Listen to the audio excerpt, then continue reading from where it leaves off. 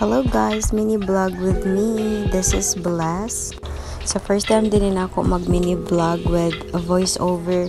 So pasensyain ninyo. So mao din akong life as a call center agent since I was 18 years old until now.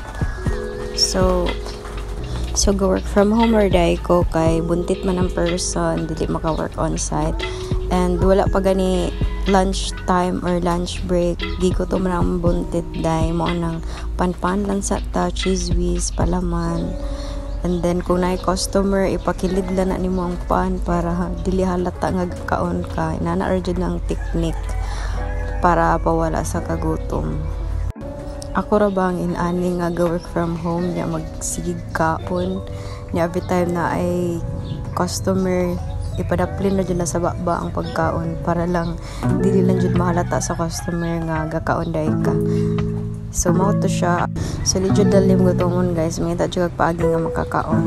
So after kaon duka na nang buntit day nagpaabot na siya sa call sa customer, and then if na calls tingog dayon na siya usahay di jud mada makapiyong jud ka sa kaduka as in literal.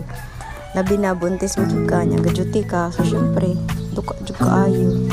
So piyong ra nang buntit diha day ana siya hantod ma end of shift na lang na usahay ma-dead call pa, ma-mention pa ni TL nga sa naman ni dead call naman ni Bless, pero why choice duka kaayo.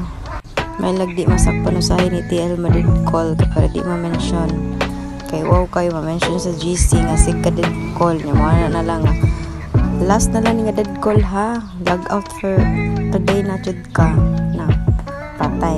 Gamay na kang oras, gamay na sa tagsweldo ani, basta gamay rag oras, gamay ra sa sweldo. So 9 PM to 6 AM din ako shift guys. Bye.